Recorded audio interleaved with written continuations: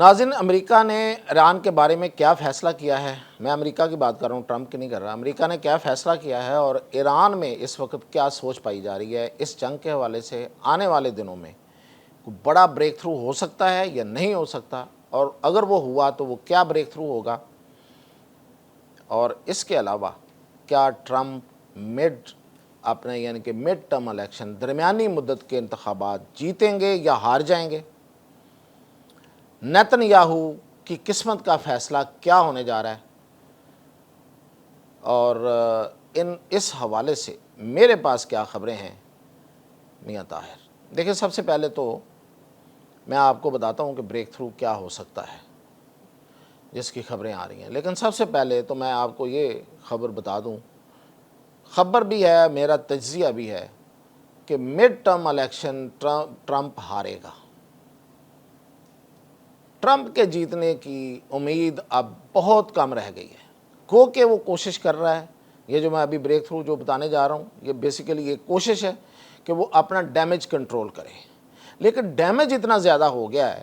کہ وہ کنٹرول کرنا، اس کو روکنا، اس کو ایون منیمائز کرنا، کم کرنا بہت مشکل ہو گیا ہے۔ اس کی وجہ یہ ہے کہ جو عام امریکی ہے وہ تو آپ کو پتہ ہے نا کہ وہ 20-22 اس کی پاپولیرٹی رہ گئی ہے عام امریکیوں کے درمیان، 21-22، اور اس میں پچھلے صرف ایک ہفتے میں 12% کمی آئی ہے۔ اتنی یعنی کہ مقبولیت آپ کی رہ جائے تو ختم ہو جاتی ہے بات، لیکن جو اس کی اپنی پارٹی ریپبلکنز ہے اس میں 11% کمی آئی ہے۔ اور ریپبلکنز کیا سمجھ رہے ہیں یہ میں آپ کو بتانے جا رہا ہوں۔ اصل بات یہ کہ جو اس کی اپنی پارٹی کے لوگ ہیں نا، وہ یہ سمجھتے ہیں کہ ٹرمپ نے امریکہ کا، یعنی کہ وہ بھی امریکی ہے نا، عوامی ہے نا، لوگ ہیں نا، کارکن ہیں، سپورٹر ہیں، ووٹر ہیں، ان کے جو ٹیکسز کا پیسہ ہے، یعنی کہ امریکی دولت جو ہے وہ امریکی عوام کے ٹیکسز سے اکٹھی ہوتی ہے، وہ بڑی مقدار میں، اب یہ ان کی یہ سوچ ہے۔ اب انہیں نہیں پتا، جب یہ سروے کیا گیا تو لوگوں کو یہ تو نہیں پتا تھا کہ وہ کتنے ٹریلین جو ہیں وہ ٹرمپ وہ خرچ کر چکا ہے اس جنگ پہ، لیکن وہ یہ کہتے پائے گئے کہ بڑی مقدار میں اس نے پیسہ لٹا دیا، ہمارا روڑ دیا ہے، جسے ہم یہاں کہتے ہیں نا کہ پیسہ روڑ دیا، لٹا دیا پیسہ اس جنگ پہ، ایران کی جنگ پہ۔ اب یہ اس کی اپنی پارٹی میں یہ سوچ ہے، تو وہ یہ آگے یہ سوچ رہے ہیں کہ بھئی ہمارے ٹیکسوں کے پیسے جو ہیں وہ ٹرمپ نے وہاں پہ جا کے لٹا دیے، فار واٹ، کس چیز کے لیے؟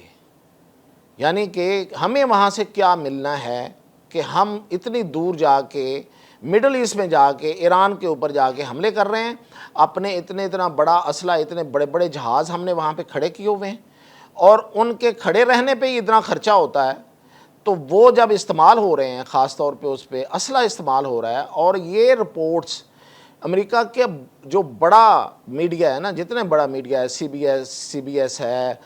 NBC ہے، یا نیو یارک ٹائمز ہے، اور جتنا بھی جو اس وقت ٹرمپ کے زیر اثر نہیں ہے، وہ سارے کے سارے یہ رپورٹ کر رہے ہیں کہ امریکہ کے اسلحے کے سٹاکس ڈپلیٹ ہو رہے ہیں، کم ہو رہے ہیں، یعنی کہ کم نہیں ہو رہے، بہت کم ہو رہے ہیں۔ اس نے ایسے میزائل، اتنے میزائل اس نے ضائع کر دیے ہیں۔ امریکہ کے جو میزائل ہیں یہ اس کے اپنے میزائل ہیں، یعنی کہ پوری دنیا میں کہیں اور نہیں بنتے، امریکہ خود بناتا ہے، اور یہ سٹاک بنانا ایک ٹائم ٹیکنگ کام ہے۔ یہ نہیں ہے کہ جو میزائل ہے وہ اسی طرح بن جائے گا کہ جیسے آپ کو چھری کانٹوں کا کارخانہ لگایا ہوا ہے تو اس میں ٹگا ٹگ چھری کانٹے بنتے جائیں گے، ایسا نہیں ہے۔ میزائل بنانے کے لیے ٹائم لگتا ہے، سرمایہ لگتا ہے۔ سرمایہ کیوں لگتا ہے؟ کہ میزائل کا بارود اور میزائل میں خاص طور پہ لگنے والی چپ، آپ کو پتہ ہے چپ کی تو دنیا ہے اس وقت، یہ جو چپس لگتی ہیں چھوٹی چھوٹی، میں آپ کو کئی دفعہ اس کی باتیں بتا چکا ہوں کہ چپس کیا ہوتی ہیں اور ان کی کیا اہمیت ہے، اور وہ کتنی مہنگی ہیں، اور کس ملک کے پاس سب سے زیادہ ہیں، اور امریکہ کے پاس نہیں ہے اتنی زیادہ۔ تو یہ میزائل بنانا بہت مہنگا کام ہے، اور پھر ٹائم لگتا ہے، اور وہ میزائل اس کے ختم ہو گئے۔ اب جو ختم ہو گئے وہ پیسے ضائع ہو گئے نا جی، وہ پیسوں کے بنے تھے نا، وہ ڈالرز کے بنے تھے نا، تو وہ ڈالرز کہاں سے آیا تھا؟ وہ ڈالر ٹرمپ نے اپنے گھر سے تو نہیں دیا، نہ وہ دے گا، اس میں خزانے میں ڈالے گا کہ ہمارے خزانے کے اتنے پیسے کم ہو گئے ہیں، میں ارب پتی ہوں، میں پیسے ڈال دیتا ہوں، یا ایلان مسک دے دے گا کہ وہ خرب پتی ہے تو وہ پیسے دے دے گا۔ ایک آنا نہیں دیں گے، بلکہ پیسے لینے کا سوچتے ہیں، دینے کا تو وہ سوچتے ہی نہیں ہیں۔ اس لحاظ سے یہ جو مقبولیت ہے وہ اپنی پارٹی میں کھو چکا ہے۔ تو کیا خیال ہے اگر پارٹی میں بندہ اپنی اہمیت کھو جائے، جبکہ امریکہ کا تو یہ سسٹم ہے، ہمارے ہاں تو یہاں پہ پارٹی ایک بندے کے ہاتھ میں ہوتی ہے، وہاں تو پارٹی ہے خود، تو وہ الیکشن کیسے جیت سکتا ہے؟ اور اگر یہ الیکشن ہارتا ہے تو رہے گا تو صدر، لیکن کانگریس اور سینٹ کے متی ہو جائے گا، اس کے فرما بردار ہو جائے گا، وہ اس کو جکڑ لیں گے، بے اختیار آدھے اختیارات اس کے ختم ہو جائیں گے، یعنی کہ کوئی بڑا فیصلہ یہ نہیں کر سکے گا، نام کا صدر رہے گا،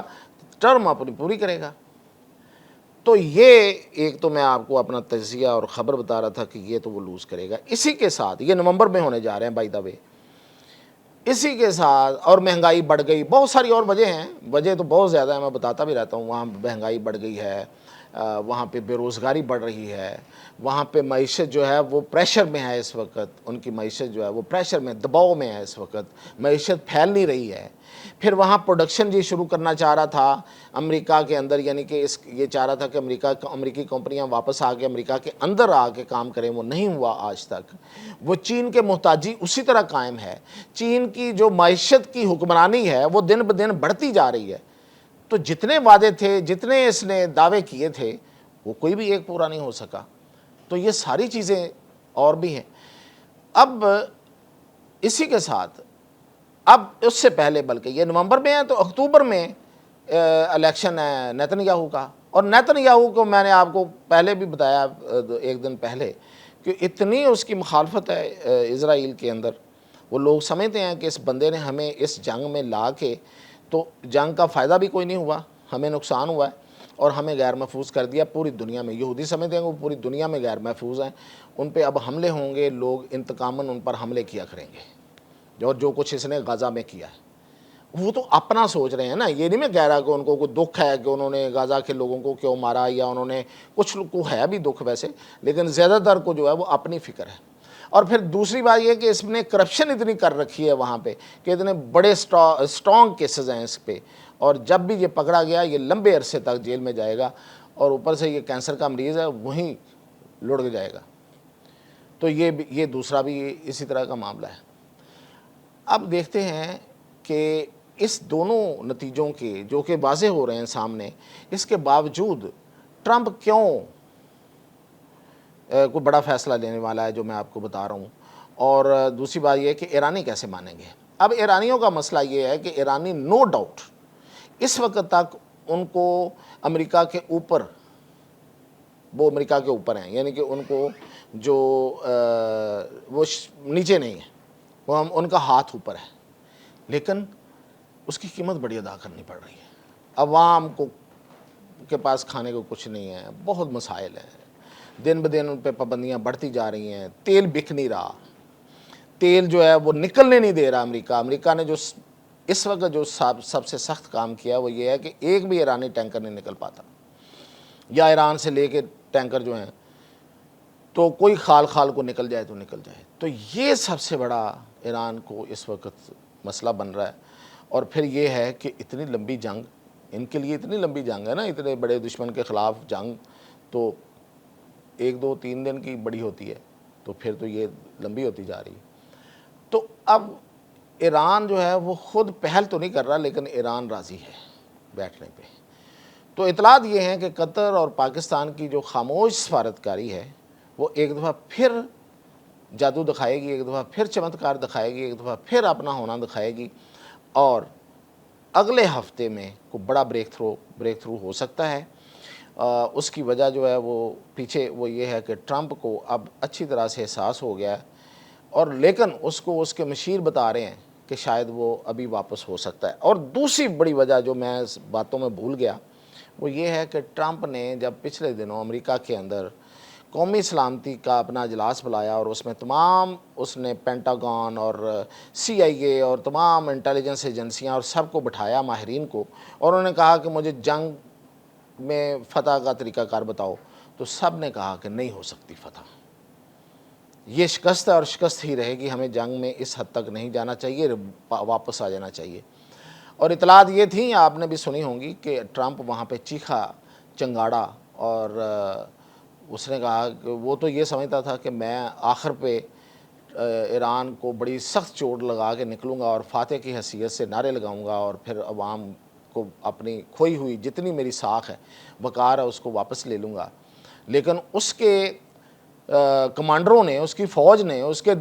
بائیں ہاتھ نے، انہوں نے انکار کر دیا۔ یہاں تک کہ موساد کا جو چیف وہاں بیٹھا ہوا جا کے، اور یہ جو نیتن یاہو ہے، یہ اپنے جتنے منصوبے لے کے بیٹھے ہوئے تھے وہاں پہ جا کے، اور ان کو پڑھا رہے تھے دن رات کہ یہ ہو سکتا ہے، وہ ہو سکتا ہے، ہم یہ کر لیں گے، ہم وہ کر لیں گے۔ انہوں نے سب کا جائزہ لے کے انہوں نے کہا کہ یہ بالکل غلط کہہ رہے ہیں، یہ بالکل فضول بات ہے، کوئی کچھ نہیں ہو سکتا سوائے اس کے کہ ہمیں اس جنگ سے نکلنا پڑے۔ تو یہ اس سے بھی بڑی وجہ ہے۔ تو اس لیے بریک تھرو ہونے کا بہت قوی امکان ہے، اور جو اگلے ہفتے ہو جائے گا۔